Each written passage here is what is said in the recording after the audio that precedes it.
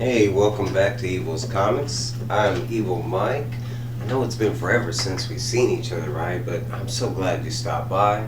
Um, this is going to be my finality on all my parts, but this is new comics released on September 15th, 2021.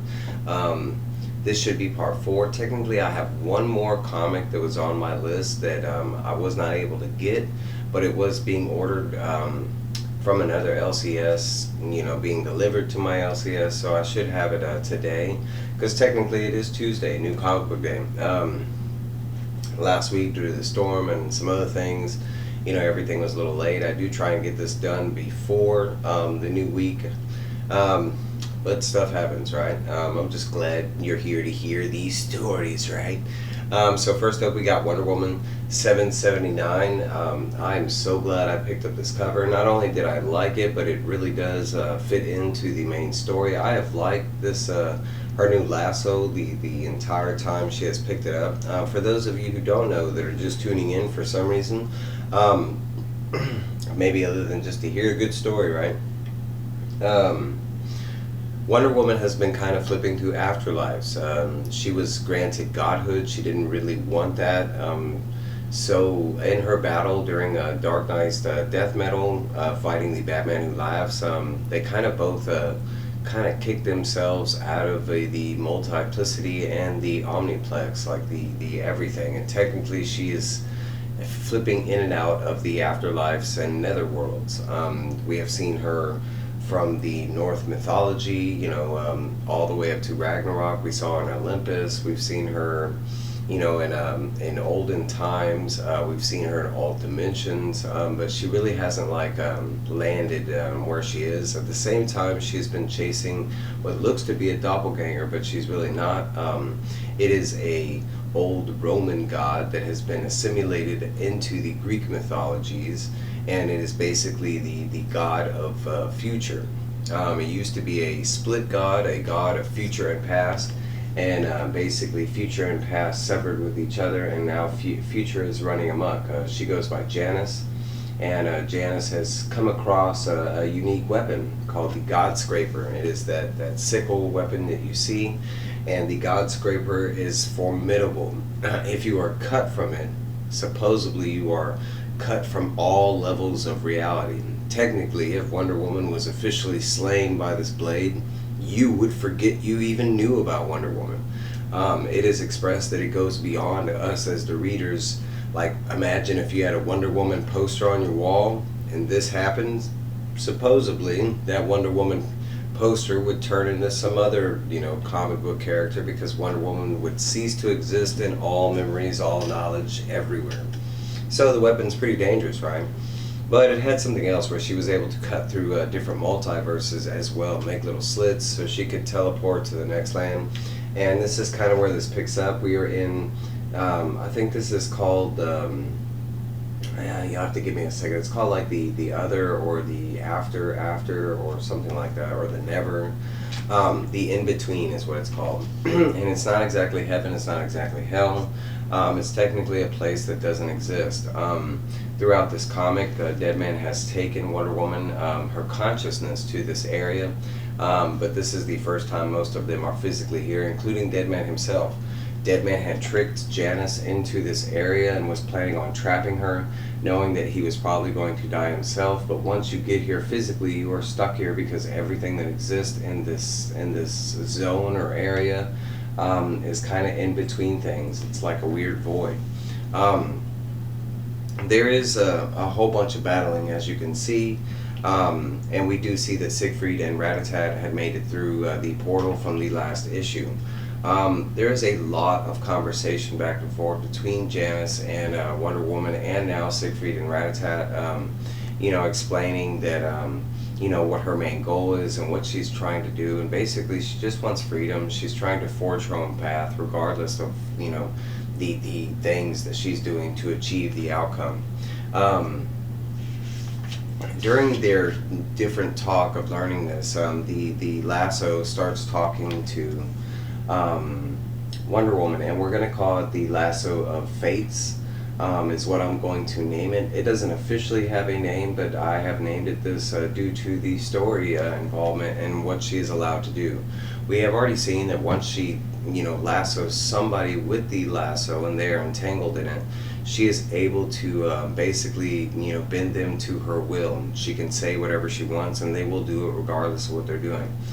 She has also decreed that she didn't really like the lasso. It doesn't feel right. There is a sense of evil to it, if you would like to say that. But anything could go either way in the wrong or right hands. The lasso does start talking to her, telling her to use it on Deadman and to command him. At first, Wonder Woman's kind of like weirded out by it, and then she kind of pieces together the riddle, what the lasso is trying to tell her. And Deadman did die here, and basically she commanded him back to life. In his spirit, wherever it was going, and at this point this is the furthest Deadman has ever been dead, because technically he already is dead, but he is brought back to life. We also see that at that time Janice kind of pauses for a second, and Wonder Woman is able to snare her weapon and her other arm to make sure that she kind of, and this is kind of where the main talk goes throughout the story. It happens like 3 times where Wonder Woman does not want to give up on Janice. They are quick to, a bunch of different members throughout the story are quick to try and kill her or eliminate or just, altogether cut her out of reality. And Wonder Woman, stands by that justice needs to be served. She might have done some bad things, but you can't learn, without messing up, kind of thing. And if she really did all these bad things, then she does need to be held accountable on the right level. They do get to at one point where they really start talking to her, and they're trying to get like the main gist of, and it kind of finally seems like they might be making a breakthrough. And they kind of mention something during the conversation, and Rat-a-Tat picks up on it, the little rat, and it's basically something about the other version of Janice, which is the past version. He is he looks male. You'll see him pretty soon, but he was believed to be a good guy, like the good part of the story, and it seems like all along that he is the reason that all this has happened. He kind of tricks Janice in believing it was even a possibility she could do what she was going to do, which is not, because we do see that some other folks get intervene in the story, and we see the Mothers of Fate, the sisters that control the threads and fate of time. And they intervene with Janice, basically saying that, this is as far as you were ever going to get. It didn't matter what you're going to do. And at this time, it's time for her thread to be cut, now that she has separated from the past, basically stating that there will never be a future, that we will always be stuck in the present and the past kind of thing, because Janice is a god, and if you kill her, it would kill the future kind of thing. And vice versa for the past. If you would happen to kill Janice, the past version, it would kill him as well. While this is going on, Deadman and Rat-a-Tat do flee.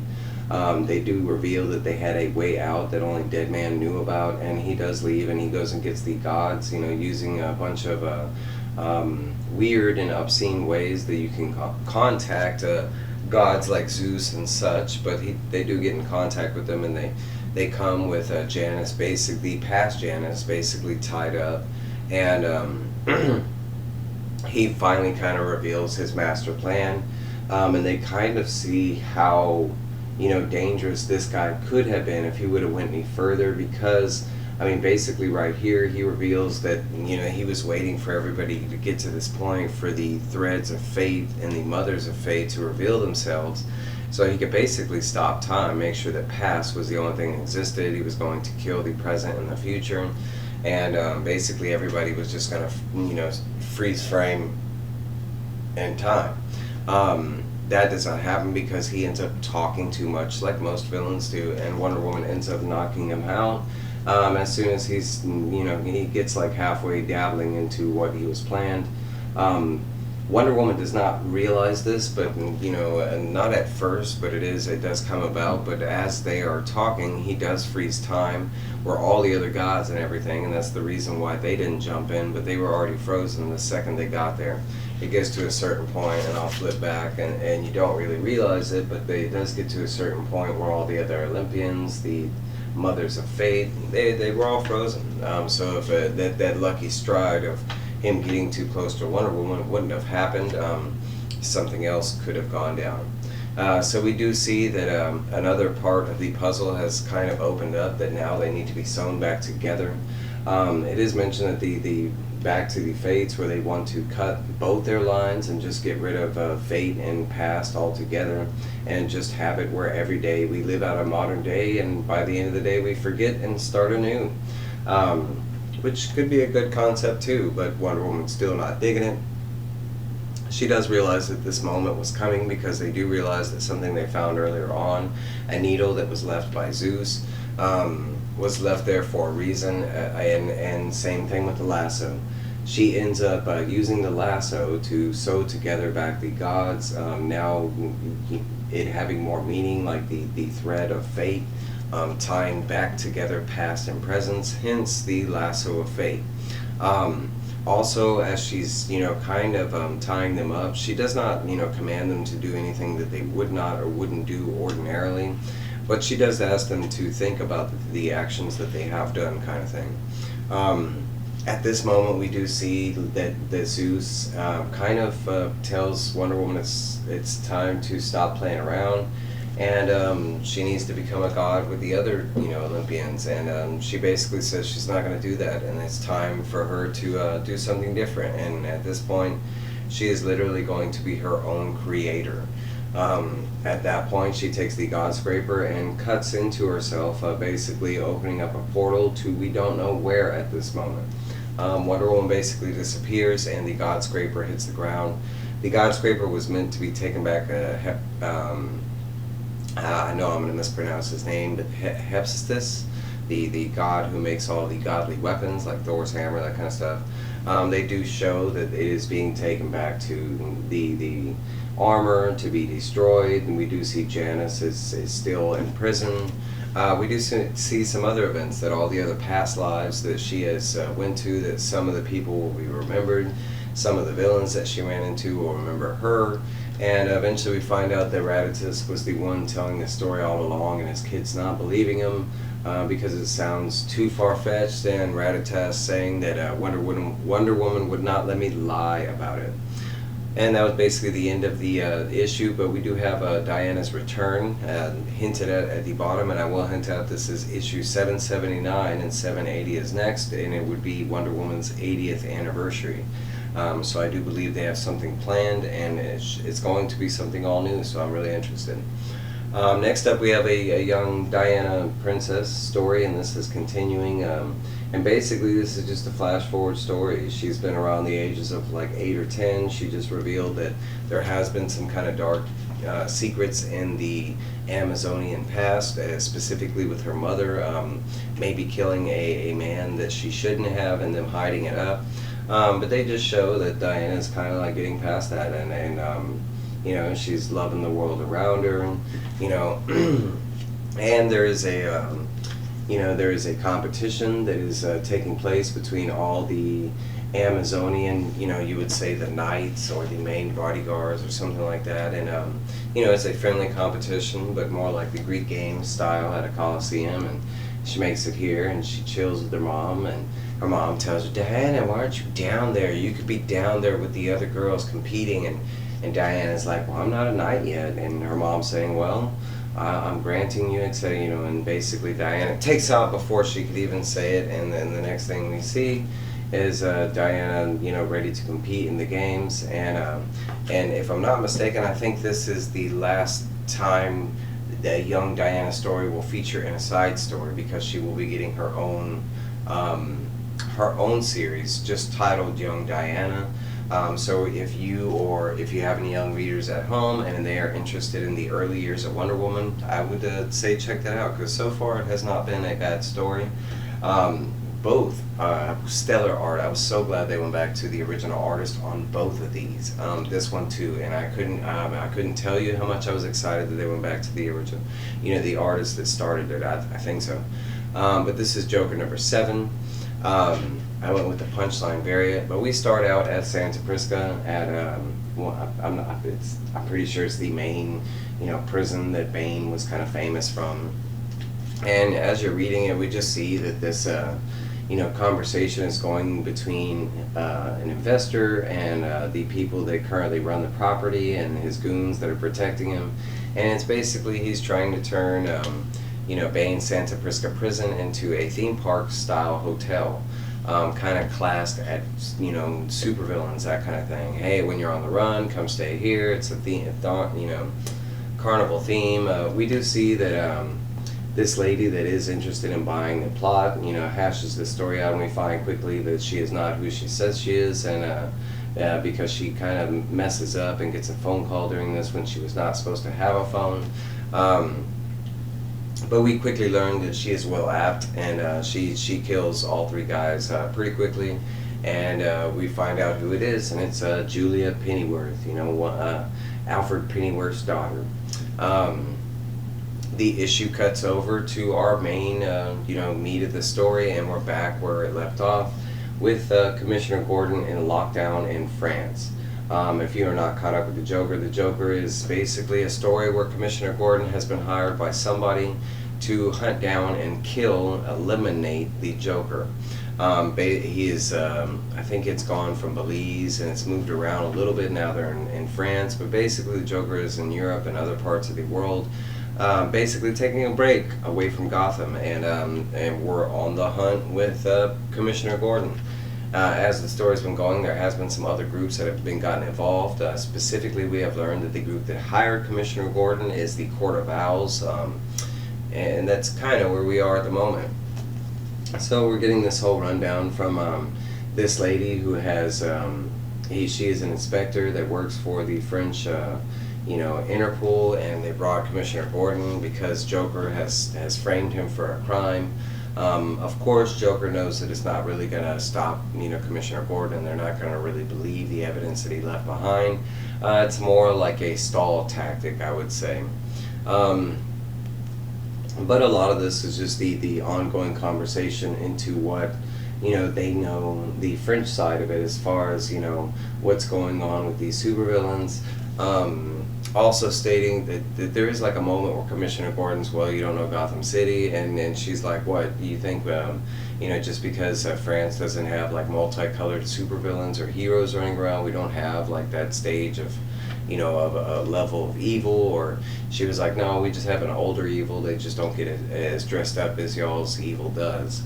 But we do find out some other things, that Joker was kind of experimenting with certain body parts, and it looked like those certain body parts were being used to fake villains' deaths, so they could take these vacations, maybe like a side job that the Joker was running. We do catch up on the other side of the background. Barbara Gordon has been watching and helping Commissioner Gordon, her dad. In this storyline, they have, Commissioner Gordon finally does know that Batgirl is Batgirl, and basically at this point it's just it's Spoiler showing up, and she's kind of bored. She's checking up with Barbara, and nothing is really going on. Barbara is supposed to be helping Commissioner Gordon try and get out of jail. Again, he doesn't really need the help type thing, and she's also supposed to be watching this lady.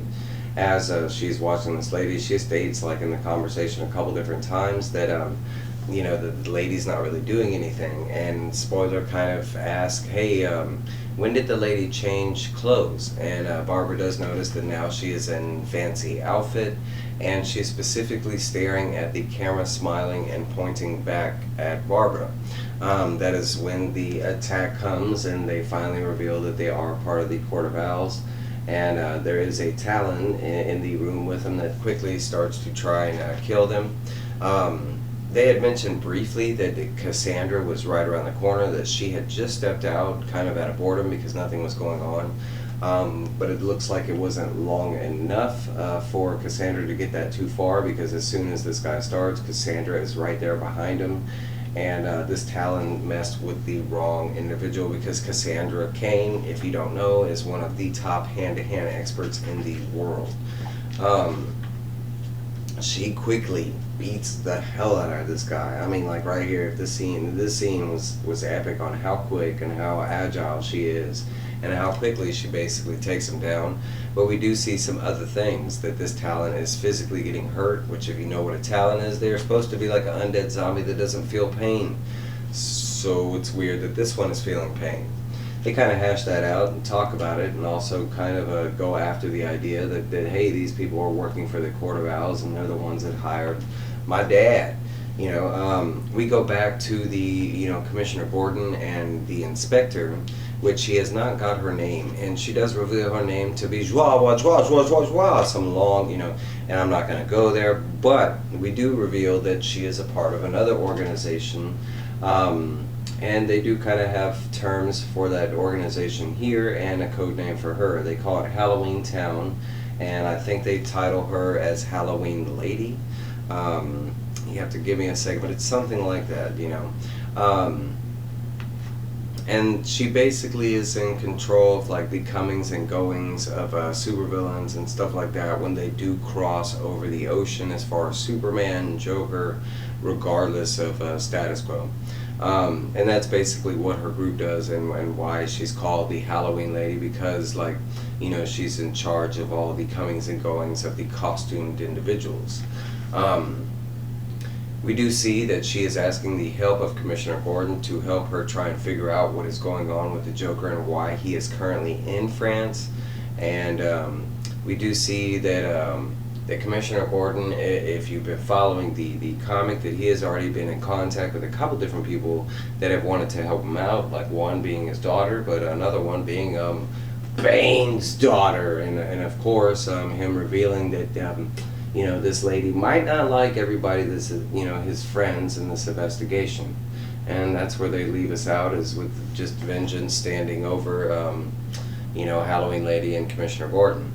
Next up is a side story. This is the ongoing side story about Punchline being in prison after the whole Joker War incident. In the last issue, catching up with it, we had Harper Row, who is Bluebird, who is currently she had confronted Punchline, not directly. She was trying to secretly get in the prison, check out what she was doing. She's looking for this one girl so she can get a testimony out of the girl, and then she was going to sneak back out before Punchline found her. Of course, that did not go down, because Punchline instantly recognized Harper and realized that she was Bluebird. And where the story picks up is basically Bluebird on her run. She has run into this locker room. We have also learned that the Orca here, or Queen Orca, or whatever she's going by, but that she has been helping Bluebird, but not really just because she's some kind of hero, but it has ties with the Royal Flush Gang. Punchline recently overtook the Royal Flush Gang in jail and in the prison she's at, so that they're kind of mad at Punchline. I mean, who's not? But we just see this, that everybody's searching, and basically we see that Orca does find Bluebird, and basically kind of, covers it up quickly, even though Punchline kind of sees that she does find Bluebird, and Orca covers it up by destroying the wall and saying, well, she was in there, she's not anymore, and Bluebird quickly, escaping into some vents, and we just see some, Harper Row badassery, while she's in the tunnels of the vents. She gets clothes, weaponry, snacks, all kind of stuff to kind of continue her plan. And last but not least, but she finally does find, and I think her name is, I'm so bad with names, but I think her name is Kendra's Ness, is the girl that she's looking for, but they do find her right here. And she has been held up in this psychiatry office, and supposedly she's got it, or a counselor's office, and she has it barricaded where nobody's found her. But of course, now that Punchline is looking for Harper Row, they're kind of searching that area, and Harper did not go that far in the events, and we do see that someone is knocking at the door. They do cut back over to Harper Row's brother, which has becoming friends with this guy who seems like a good guy and everything, but we've seen that he is in contact with Punchline on some level. But they basically they kind of go into this thing where they go to this guy's apartment. His apartment is hot. They end up, this guy takes off his shirt. As they take off his shirt, he has a tattoo that's around his waist, and it's one of the Joker gang, like tattoos, or that's what it appears to be. And the guy got Harper Rowe's brother kind of gets scared, and he's like, bro, I'm not down for that Joker, stuff. And basically the guy's like, hey, it's not the Joker, it's Royal Flush. If you look at all the cards, their faces, no Jokers. So it's going back to the Royal Flush, just kind of mad at Punchline, so they're probably trying to get her at all angles. But that was the side story. So I mean, for both issues, they were really good art, really good story. I'm really looking forward to where Wonder Woman is going, especially Joker. Both have been amazing so far. But that's all I got for you. I might drop another couple reviews, and then it's New Comic Book Day. Thanks for watching. Like, comment, subscribe, share. If you have anything personally that you're in love with that you haven't seen on my channel, drop me a link, hit me up. I love reading and reviewing stuff, especially other people's opinions. That's all I got for you. Bah!